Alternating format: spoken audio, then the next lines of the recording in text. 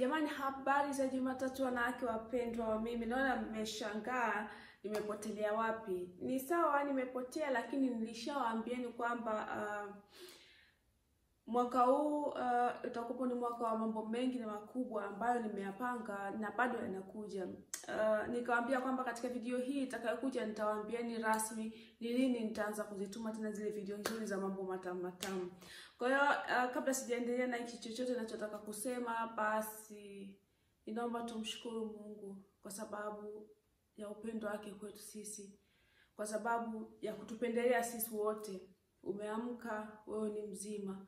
Katika muda huu, katika saa hii, kuna watu wengine wako hospitalini, wanalia, wanasubiria dakika kwa dakika wagonjwa wao, familia zao zipone.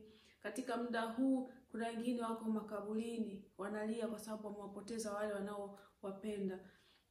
Katika muda huu, wengine wamepata ajali, lakini angalia wewe umepata usameo, umepata sijui nisemaje. Mungu amekupendelea wewe kuliko chochote kile. Amekupendelea, ndio maana uko hapa saizi mzima. Basi usisahau hata mara moja kumshukuru Mungu wako kwa kile anachokupatia. Hata kama kiwe kidogo kiasi gani. Hata kama Mungu anakupatia kile ambacho wewe hujakiomba. Sio kwamba Mungu anakupendi, sio kwamba Mungu hayuko pamoja nawe. Ni kwamba tu Mungu ni baba yetu. Na baba yetu hataki kutupatia vitu ambavyo anajua kwamba baada ya masaa mangapi vitatuletea nini? Matatizo.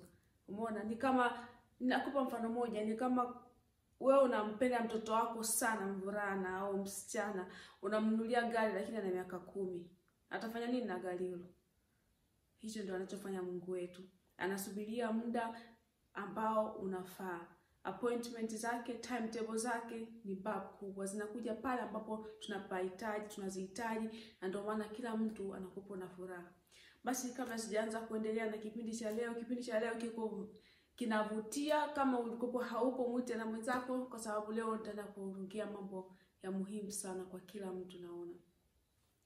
Basi kabla sijaanza, nataka niseme kwamba wakubwa jamani, shikamoni, wadogo jamani, habari zenu, habari za masiku. Na kabla sijaendelea, basi nimshukuru Mungu kwa muda huu ambao amenipatia niweze kutoa neno at least moja tu la kumtukuza yeye. Mungu mwenye huruma, wewe ni Mungu wa miungu yote. Wewe ni Alfa na Omega. Wewe ni Yehova. Ninakushukuru Mungu kwa sababu ya upendeleo wako kwetu sisi tuliopo katika muda huu, sehemu hii. Baba, tunapumua, tunaona na tuna furaha. Hata kama Baba kuna mambo mengine tunayakosa, lakini bado umetupendelea tu wazima wote Baba.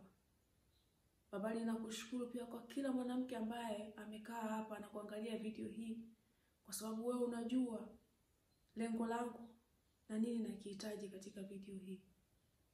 Roho Mtakatifu, ninaomba ukaongoze kila neno nitakaloongea liwe neno lile ambalo Mungu anataka niongee. Kila neno nitakaloongea, Roho Mtakatifu, likamguse yule ambaye anataka. Na yule atakayefanya hivyo Baba, ninaomba ukaweke mjiza wako, ukajionyeshe ukuu wako Mungu mwenye huruma, na ukampatie kile ambacho amekiandika akaweze kukipata vile kwa matakwa yako Baba, na vile kwa wewe unavyopenda. Roho Mtakatifu, wewe ndio ukaongee badala yangu, ukatawale mahali hapa. Ninakushukuru kwa sababu wewe ndio unaniongoza, wewe ndio unaongoza wanawake wenzangu. Ninakupa sifa, mfalme wa wafalme, kwa sababu bila wewe Baba mimi si kitu. Bila wewe Baba nisingekuwa mahali hapa. Litukuzwe jina lako, litukuzwe jina lako kila siku, kwa jina lako takatifu, maana hilo ndio jina kuu kuliko majina yote. Nikiomba na kushukuru kwa jina la Yesu Kristo Mnazareti. Amen. So, tuanzie wapi? Ngoja niseme hivi. Kila mmoja wetu aliyepo hapa ana matakwa yake ambayo angependa sana Mungu amtendee.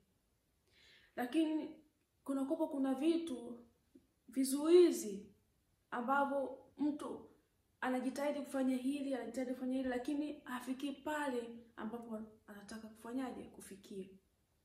Wakati mwingine ni makusudi ya Mungu, wakati mwingine Mungu anataka pia na wewe ufanye kitu kidogo kwa Mungu ili upate kile kitu ambacho unakihitaji.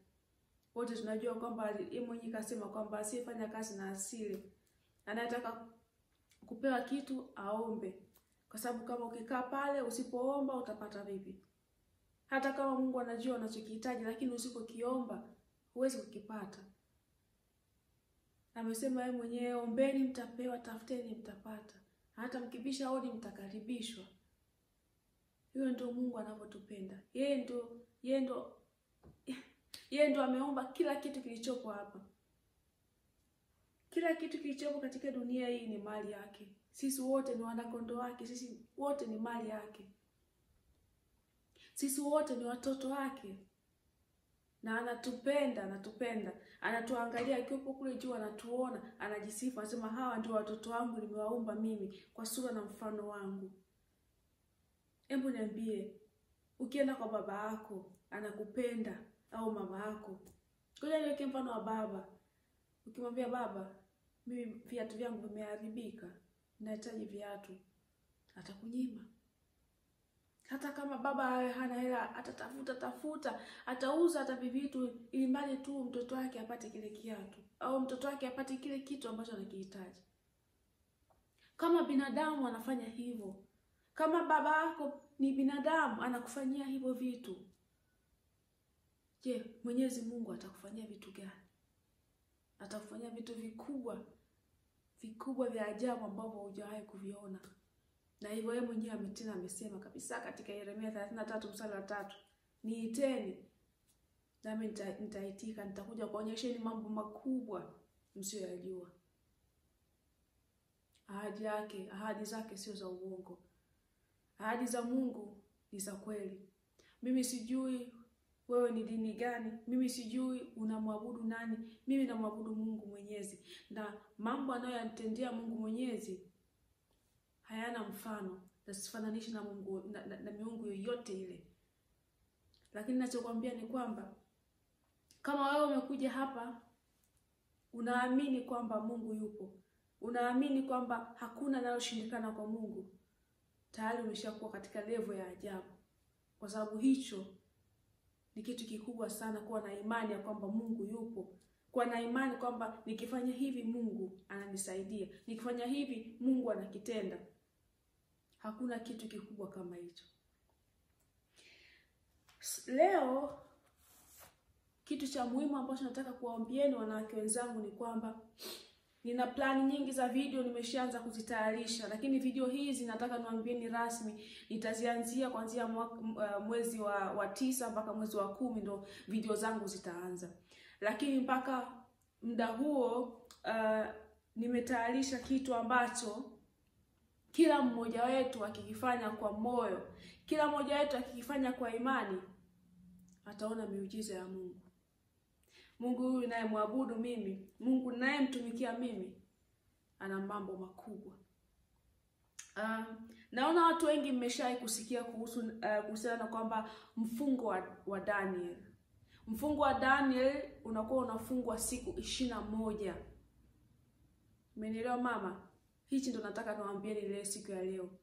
Lakini kabla sijaingia ndani, kabla sijaongelea kitu hichi, ni kwamba mwanamke yeyote anayeangalia video hii, mtu yeyote anayeangalia video hii, hata mwanaume anayeamini Mungu yupo, ninakuomba uchukue karatasi au tufanye hivi. Chukua kama una kitabu kidogo, sisi tunazita diary, au kitabu unachoandika mambo yako ya muhimu, diary, kitu kama hicho cha kuandika.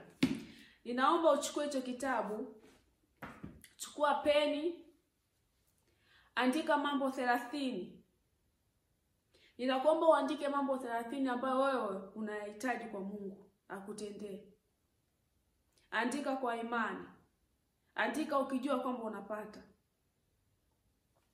Ukishafanya hivyo, iko ni kitu cha kwanza utakachofanya. Ukishafanya hivyo, omba msamaha kwa Mungu. Omba msamaha kwa yale yote uliyoyatenda ambayo yamemsikitisha Mungu. Waombe pia msamaha hata majirani zako, hata wale usiowajua. Omba msamaha. Unaweza kwenda katika Zaburi ya 51.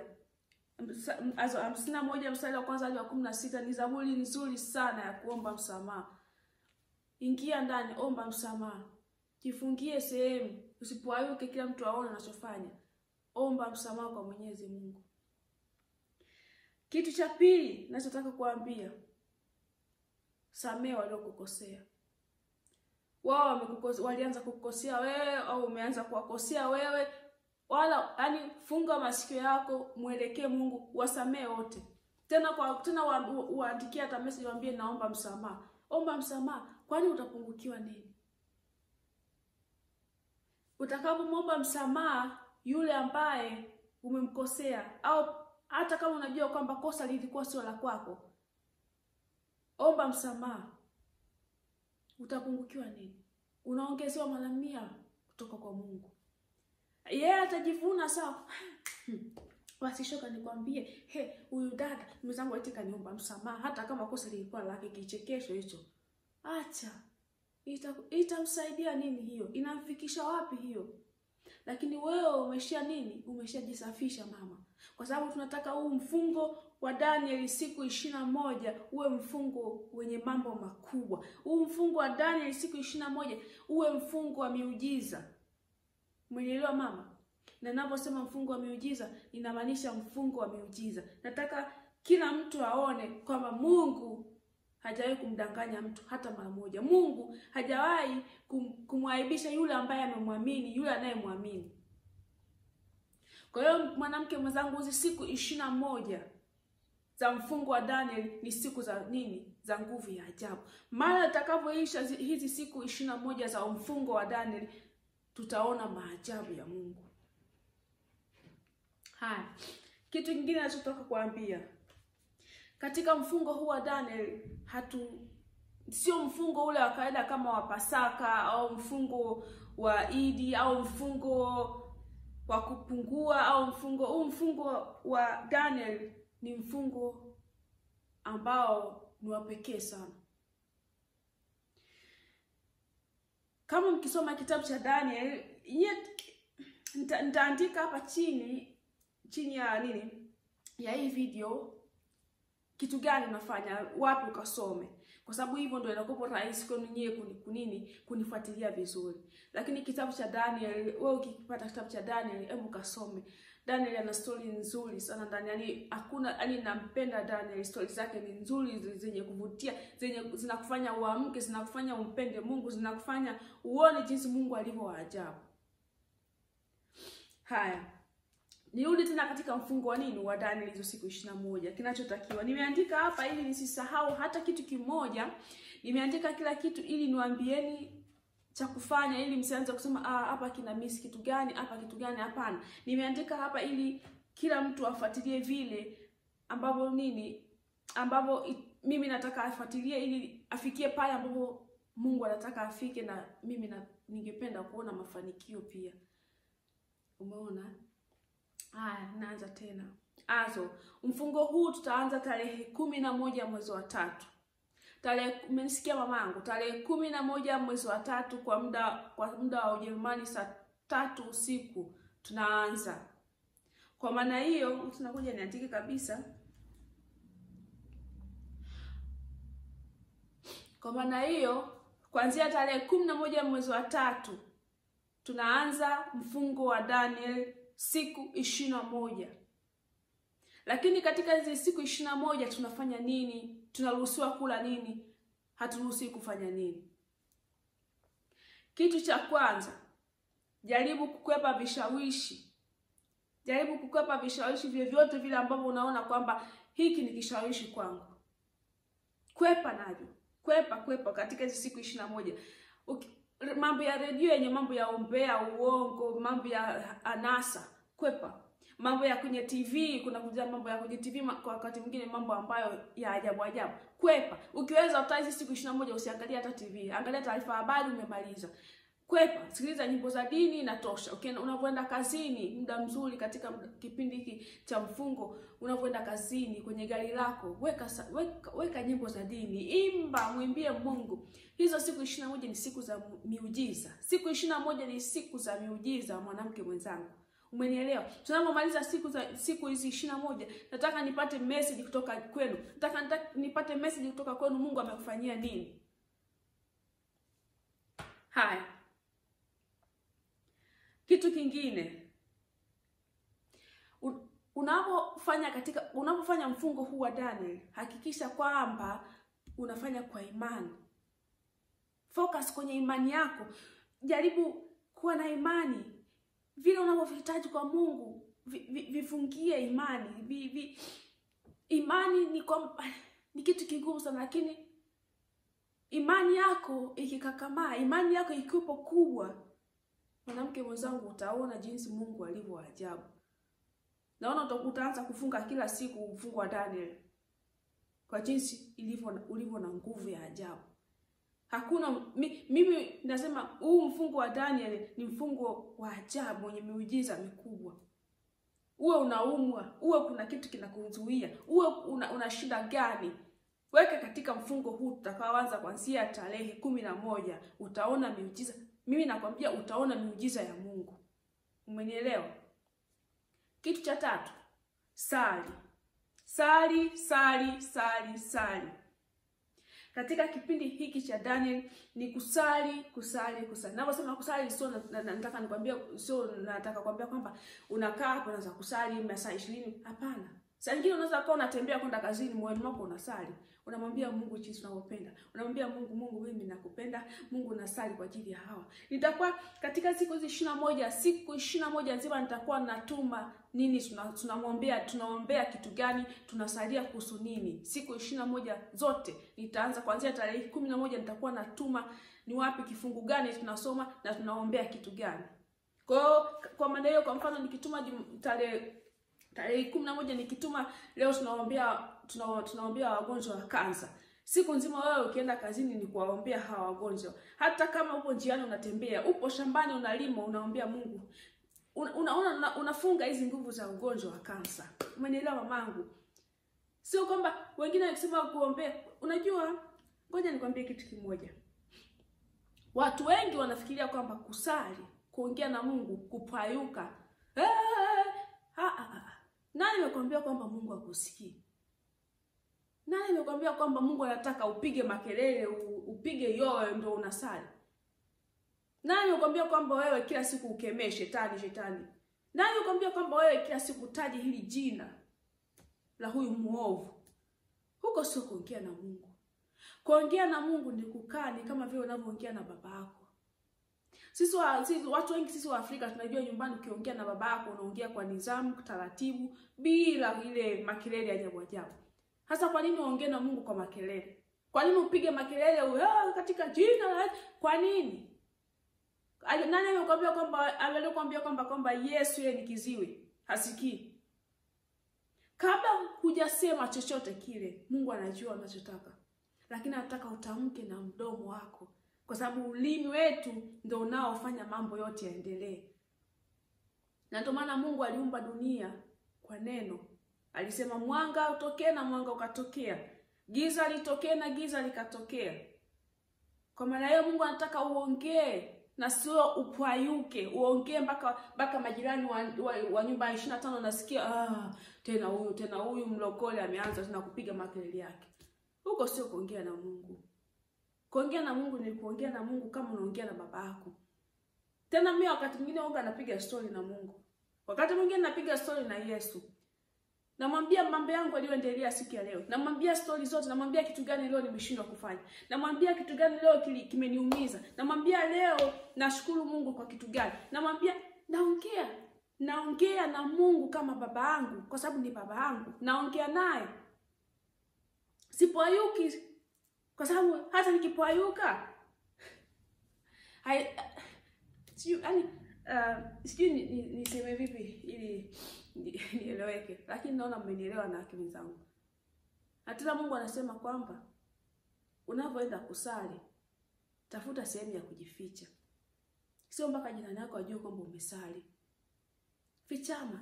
Kwa wale wazangu na mimi tuna familia nyumbani, wakati mwingine familia unashinda hata huna muda hata ule wa kujifungia usali. Mume anataka chakula, watoto wanataka chakula, hiki hapa nyumba imechafuka hapa, unakuwa huna muda. Tafuta sehemu ya kujificha. Kwa mfano mimi, sehemu yangu kubwa ya kujificha kwenye gari. Ninapotoka kazini. Yaani kwenye gari sitaki kumaanisha vibaya, ni kama kale kanisa kangu kadogo. Kwa sababu kwenye gari ninaweza kuongea na Mungu, ninalia, ninaongea na Mungu, ninaongezana na semezana na Mungu. Hamna anayeniona, niko ndani ya gari langu, nani ananisikia? Hiyo ndio kisehemu yangu ambayo mimi ninamwaga mambo yote. Nyumbani nikifika nasali na watoto wangu kawaida, nasali na watoto wangu, lakini ile kusali kwenye gari langu. Napoenda kazini dakika hizi 30 nazitumia ninamtukuza Mungu, ninaimba. Tena wazungu wakianza kuniangalia kwa dirisha wanasema, "Huyu Mwafrika na wazimu, mbona anapayuka naimba?" Mimi sijali. Mimi nawaambia kwenye gari langu ipo kwenye gari yangu. Hiyo ni gari yangu, mimi nafanya kile ninachotaka mimi. Kwa hiyo gari yangu mimi ni kanisa kadogo. Umenielewa mama? Kitu kingine. Kitu cha 4. Hicho ndo nimekiongea sasa hivi pia. Tafuta muda wa kukaa na Mungu. Nikisema muda wa kukaa na Mungu, inamaanisha kwamba wakati mwingine watoto wako wamelala, mume wako anaangalia sijui mpira, tafuta kaka muda, fichama. Chukua chai yako, chukua biskuti zako unazozikula au matunda, chukua Biblia yako, hebu soma, ongea na Mungu. Mwambie Mungu mambo mazuri, mwambie Mungu kitu gani kimekufurahisha, mwambie Mungu unampenda. Mwandikie Mungu barua. Andika matatizo yako kwenye barua, mwambie Mungu leo nakuandikia, sina cha kusema, sitaki kuomba chochote bali nakuandikia barua yale ninayojisikia. Chukua muda, kaa na Mungu. Kaa na Mungu, mwambie matakwa yako. Kaa na Mungu, mwambie ni kiasi gani unafurahi kwa sababu bado anakuacha mpaka leo ni mzima. Ongea na Mungu. Mungu anasikia kila neno unaloongea, analisikia na analifanyia kazi. Mungu hajawahi kusahau hata mara moja kitu kimoja. Ukianza kuangalia maisha yako yote toka nyuma, hata kama ukumbuki, lakini kuna mambo mengi Mungu amekufanyia. Lakini kwa sababu sisi wanadamu, sisi wenyewe ndio tunaobomoa maisha yetu. Kwa sababu ulimi ni kiungo kidogo sana. Lakini katika ulimi kuna uhai na na kifo. Ulimi unaharibu maisha ya kila mtu. Na ndio maana Mungu anasema kila unachoongea na mdomo wako uhakikishe kwamba unaongelea mazuri kuhusiana na wewe. Unaongelea mazuri kuhusiana na wengine. Kwa sababu ulimi ni kiungo kidogo sana, lakini ulimi ni sumu. Ulimi ndio unaoharibu maisha yetu. Umenielewa mama? Sehemu ya 3.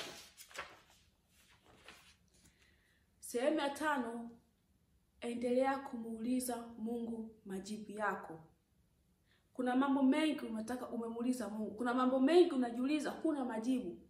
Ongea na Mungu. Muulize katika hichi kipindi cha siku 21. Mwambie Mungu akupe majibu. Mwambie Mungu akupe majibu ya matatizo yako yote. Mwambie Mungu akujibu vyote ulivyomuuliza, akujibu katika siku 21. Tukimaliza huu mfungo uwe umepata majibu yale ambayo Mungu alikujibu kwamba hichi kwa nini, hiki kwa nini, hiki kinatokea hivi, Mungu akujibu.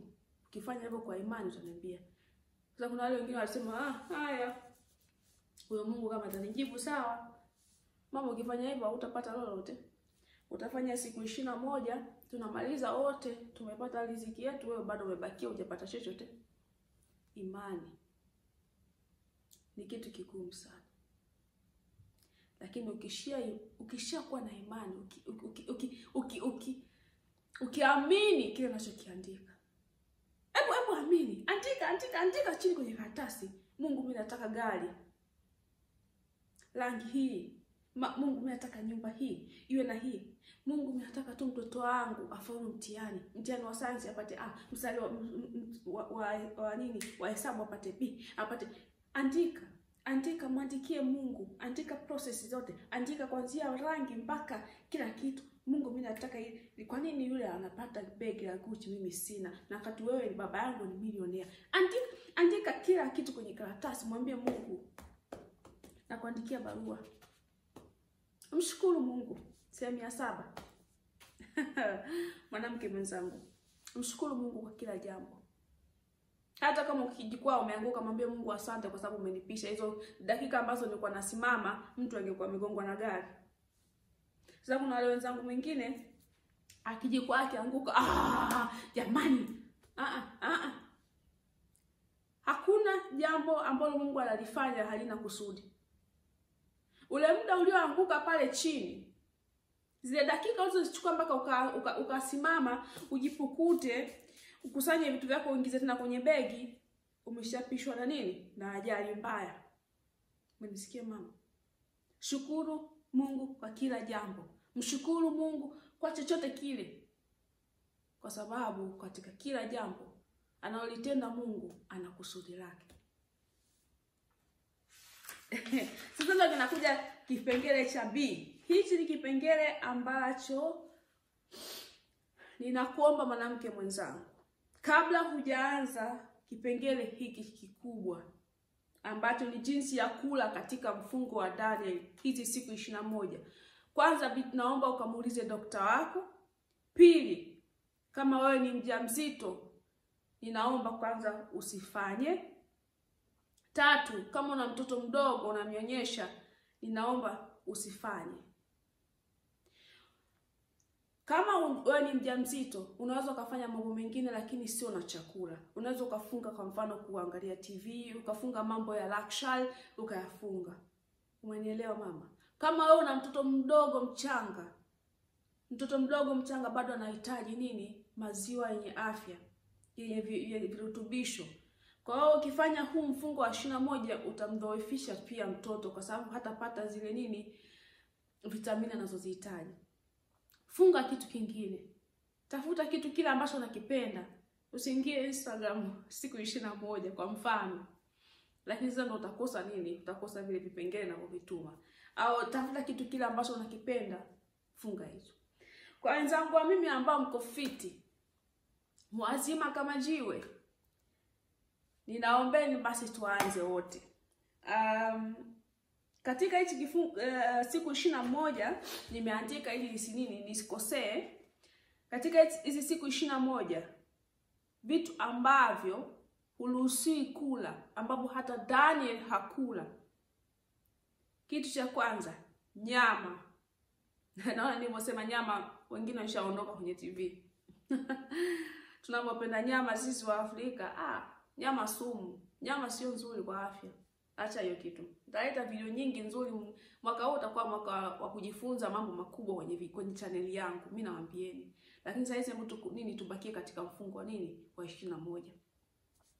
Nyama huruhusiwi kula. Nyama ya aina yote, samaki, nyama, mbuzi, ng'ombe, nguruwe, nyama, samaki huruhusiwi kula kabisa katika hizi siku 21. Nyama za makopo, nyama huruhusiwi. Kitu kingine, maziwa huruhusiwi kunywa. Product zote zenye maziwa ndani huruhusiwi kula. Product zote ambazo zina nyama ndani huruhusiwi kula. Nyama tunaziacha, maziwa tunaacha, sijui cheese, sijui siagi, hivyo vyote vinatoka. Yogurt, sijui mtindi, sijui vitu gani, vyote hivyo katika siku 21 hauruhusiwi, ni tabu. Sehemu ya 3, vyakula vyote vya kukaangwa na mafuta, yote madhubuti, siagi, vivyo kaangwa hauruhusiwi. Sijui bagia, maandazi, sijui vitu vyote ambavyo umevioka, vitu vyote ambavyo vimeokwa na mafuta, hivyo ni vya kifahari, huruhusiwi kula katika siku hizi 21. Kitu kingine, vitu vyote ambavyo umeviumusha na baking powder mnaita, ile mnaumusha mkate, huruhusiwi. Mkate ambao umeokwa huruhusiwi. Mkate ambao unaruhusiwa ni ule wa kuchomwa. Mkate wa kuchomwa tu ule bila hamila inaitwa. Mkate wa kuchomwa bila hamila unaruhusiwa. Ule ndio kula. Ambao hauna hamila, hauna mafuta, hauna siagi, huo unaruhusiwa kula. Wala hauna maziwa, unaruhusiwa kula. Kitu kingine, pombe, sigara, aina yoyote ile ya sijui ya bia, sijui soda, sijui Fanta, sijui Coca-Cola, sijui juice, vyote hivyo hauruhusiwi.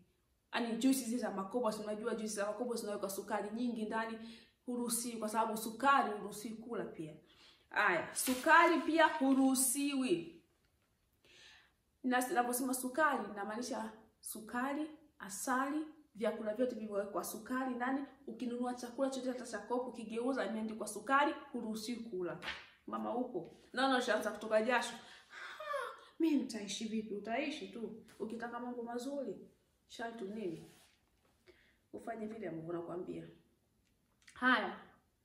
Kuna wengine wanashindwa kunywa chai bila sukari, kuna wengine wanashindwa kunywa chai bila asali. Mama, naomba tu nikwambie kwamba samahani, lakini siku hizi 21 sukari inaachwa. Upo, chai ya maziwa yaambie bye siku 21. Siku 21 mama. Tumesema siku 21 ni siku za miujiza. Kwa maana hiyo hivyo vitu ninavyokuambia vyote unaviacha. Tunahitaji mwongozo wa nguvu ya Mungu. Mwongozo wa Mungu tunahitaji katika hizo siku 21. Ukipata maumivu ya kichwa, sijui unaona kichwa kinakuuma, kunywa maji. Maji ni mazuri sana. Kunywa maji. Umeelewa mama? Haya. Naona wengine watakuwa wananiambia, sasa huyu dada anatuambia sisi tufunge vitu vyote hivyo. Sasa tunaruhusiwa tunakula nini? Tunakula nini? Mama, unaruhusiwa kula matunda ya aina yoyote. Raha gani hiyo? Matunda yote kula. Karanga za aina yote kula. Umenielewa mama? Karanga, matunda, mboga za aina yoyote wewe kula. Upo mama? Umenisikia? Sio kwamba ukae na njaa eti unajinyima. Unakula. Mchele, huruhusiwi kula mchele ule mweupe. Kuna ule mchele ambao ni full corn, ule mchele mweusi unaitwa mchele wa brown, ule unaruhusiwa kula. Viazi unaruhusiwa kula. Viazi utamu unaruhusiwa kula. Nitaandika hiyo orodha ili msichanganyikiwe. Nitaandika kila kitu chini ni kitu gani. Vitu vingi sana, lakini siku za 21 zikiisha utaona miujiza ya Mungu. Utaniambia, Lucy, mwanamke mkakamawa, tufanye tena siku hizi 21. Jinsi Mungu alivyoajabu. Haya. Kitu kingine nimesahau kitu gani?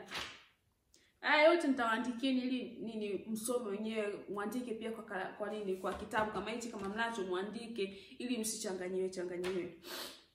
Haya, katika mfungo huu wa siku hizi 21 ni vitu gani ambavyo unavihitaji? Vitu gani?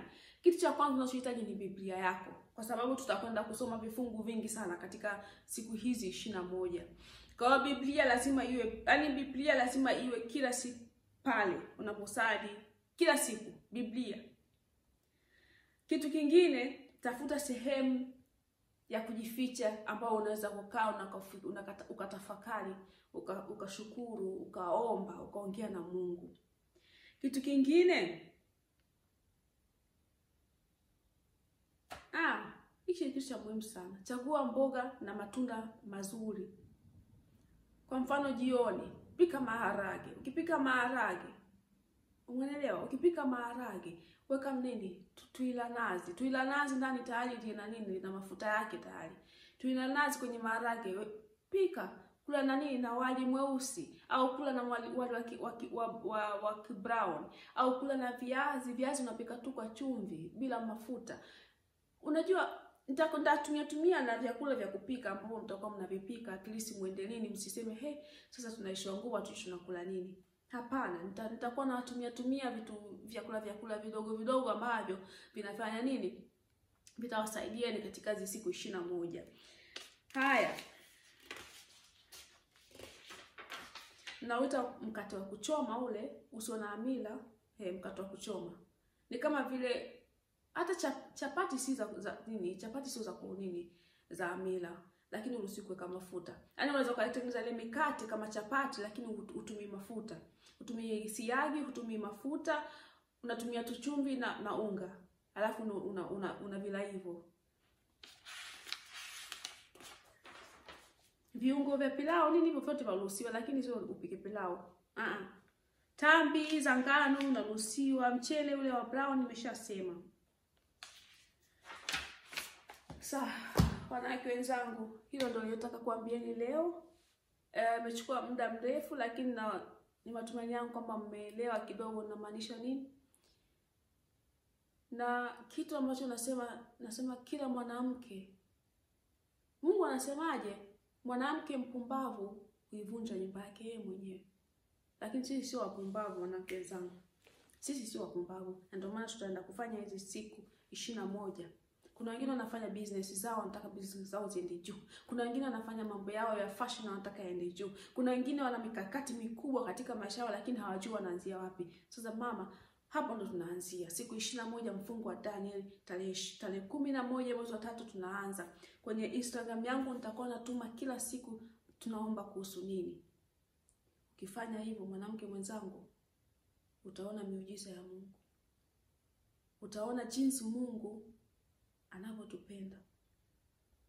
Utaona jinsi Mungu, nashinda nielezee, atakupatia kile ambacho hujawahi kukiona. Atakupatia. Mimi sitaki kuambia atakupatia sasa hivi, atakupatia dakika moja ili, lakini najua kwamba kile ulichokiomba kwa imani atakupatia. Mwanamke wenzangu, imani. Amini kile ambacho unakiandika. Amini kile ambacho unakihitaji. Amini kwamba Mungu ameshakupatia na utakipata. Jamani wanawake wenzangu, ninawapenda sana. Nasema asante kwa kuangalia. Na najua mtakuwa mnajua kuna wengine wana matatizo nyumbani, wanashindwa waanzie wapi. Waite, watumie, waambie kwamba halo, tunafanya mfungo wa Daniel siku 21 kuanzia tarehe 11 mwezi wa 3, muda wa Ujerumani saa 3 usiku tunaanza. Na wapendeni sana wanawake wenzangu, na huu ndio mwanzo, tunaanza taratibu. Nadhani na hii video itakuwa ni video ya mwisho ambayo nitaifanya katika nyumba hii. Kwa nini? Kwa sababu gani? Nitawaambieni hapo ikiwa imetimia. Na wapendeni sana na tumshukuru Mungu kwa upendo wake wa ajabu. Mungu mwenye huruma, mfalme wa wafalme. Wewe ni wa ajabu. Wewe ni Mungu wa kupendeza. Baba, ninakusifu, ninasema asante kwa kumtuma Roho Mtakatifu aongee badala yangu. Ninakushukuru Mungu mfalme wa wafalme kwa uhai wa kila mwanamke anayeangalia video hii. Ninasema asante Baba kwa sababu wewe Baba unaona kila mwanamke anachokiandika katika karatasi lake. Unaona mahitaji yao. Unaona wanahitaji nini Baba. Baba, katika jina lako takatifu ninaomba kwa waguse kwa mkono wako. Umeniambia Baba kazi yangu ni kuomba na kuombea. Baba, ninakuomba Baba kwa kila mwanamke atakaye andika kile anachokihitaji kwa imani na kuamini kwamba amekipata. Basi na ikawe hivyo Mungu mwenye heri. Kwa sababu Baba hujawahi kuniaibisha hata mara moja. Na najua Baba utaenda kujionyesha jinsi gani wewe mkuu kwa wale ambao wanakuamini. Ninakusifu Mungu mwenye heri, mfalme wa wafalme. Ninasema asante kwa mapenzi yako kwangu. Asante kwa mapenzi yako kwa wanawake wote waliopo hapa. Asante pia kwa ajili ya wagonjwa wote ambao wameshakata tamaa Baba. Najua Baba utaenda kuwarudishia amani yao moyoni. Nikiomba na kushukuru katika jina lako Yesu Kristo Mnazareti. Amen. Nashukuru wanawake wenzangu. Sasa mbona kitabu hichi mama? Mambo moto moto yanakuja. Nitaletea mambo kuanzia matumbo ya juu, matumbo ya chini, hips, mikono. Nitawaletea mambo ya mazoezi, nitawaletea mambo ya jinsi ya kula, nitawaletea mambo jinsi ya kupamba nyumba, nitawaletea vikorokoro vya kila aina, nitawaletea wataalamu wa mambo ya usoni, ni cream zipi zinatumika, cream gani ni nzuri za usoni, cream gani ni nzuri za kupaka sehemu za siri. na jinsi gani inabidi upake. Nina wataalamu ambao nitawaleta kwenye video zangu. Watakuja hapa, tutawahoji maswali, watawafundisheni jinsi ya kujipaka mafuta, watawafundisheni jinsi gani ya kutumia, unapaka mafuta gani sehemu ya siri. Hayo mambo yote yanakuja. Kaa chonjo, mambo yanakuja. Aha. Niwaache walembo wangu nyinyi? Siwaachi ng'oo. Tumetoka mbali sisi Sisi tumetoka mbali. Niwaache? Na nikasema, mimi siwaachi nyie. Tunaenda sahani moja. Nataka mkitogezea na nyinyi mpendeze, uso ung'are. Mambo yanakuja jamani, na wapendwa wanawake wenzangu. Hebu niache umbea saa hizi, nisimame. Muda umefika. Saa 4 tayari. Leo niko free. Nifanye mambo mengine ya usafi. Niandike mambo makubwa ya kwa nini, ya kuonyesheni. Basi na wapendwa wangu, niwatakieni siku nzuri yenye baraka na upendo. Siku nzuri. Kama kawaida yangu, nyimbo za uongo ndo mwenyewe.